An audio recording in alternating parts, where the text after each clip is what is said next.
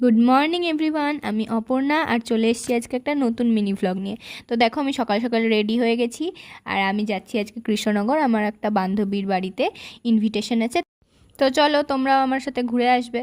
তো এই যে আমি টোটোয় উঠে পড়েছি আর ছিপছিপ করে বৃষ্টিও পড়ছিল। আর আমি যে চলে এসেছি ওদের বাড়িতে, আর গিয়ে দেখি মহারানী ফোন দেখছে। তো আমি ক্যামেরায় আসতে বলতেই ও খুবই লজ্জা পেয়ে গেল। আর তারপরে দেখলাম কঙ্কনা ম্যাডামও হাজির। তো তারপরে আমরা হাসাহাসি করছি আর আমি ভিডিও করছি দেখে এদের হাসির তো শেষ নেই, মুখ ঢেকে কুল পাচ্ছে না।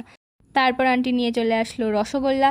জানো তো, চারটে চারটে করে রসগোল্লা দিয়েছিল। অনেক রিকোয়েস্ট করে আন্টিকে চারটে রসগোল্লা নিয়ে আরেকটা প্লেট দিয়ে দিয়েছি। আর এই যে এই মহারানী আমাদেরকে ডেকে ওর মিশনের বান্ধবীদের সাথে ফোনে কথা বলছে। বলো তো, মেনে নেওয়া যায় এসব? তো তারপরে আমরা এখানে কিছুক্ষণ গল্প করার পর ওপরে ছাদে গেলাম ছবি তুলতে। এবার সুজান মহারানীর মনে হয়েছে যে না, তার কিছু ফটোশ্যুট করার দরকার। তাই সে আবার নিচে গেছে ড্রেস চেঞ্জ করতে, কারণ ও নতুন ড্রেস পরে ছবি তুলবে। আর ওই দেখো দূরে কিছু হনুমান বসে আছে, জানো তো, অনেক হনুমান এসেছিলো।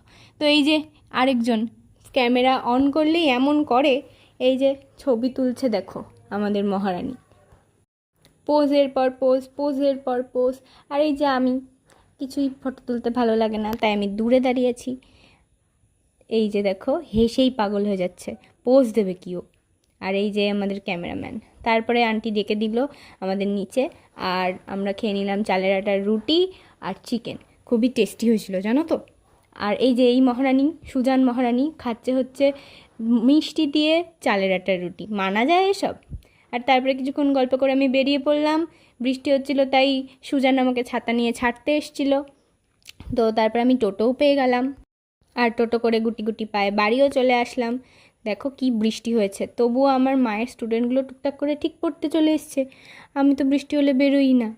আর এই যে আমি এক কাপ চা খেয়ে নিজেও পড়তে বসে গেলাম। আর রাত্রেবেলা চিকেন আর রুটি দিয়ে ভালো মতো ডিনারটা সেরে এখন আমি ঘুমাবো। গুড নাইট বন্ধুরা, আবার কালকে দেখা হবে। টাটা। ভালো লাগলে লাইক, কমেন্ট আর সাবস্ক্রাইব করতে ভুলো না।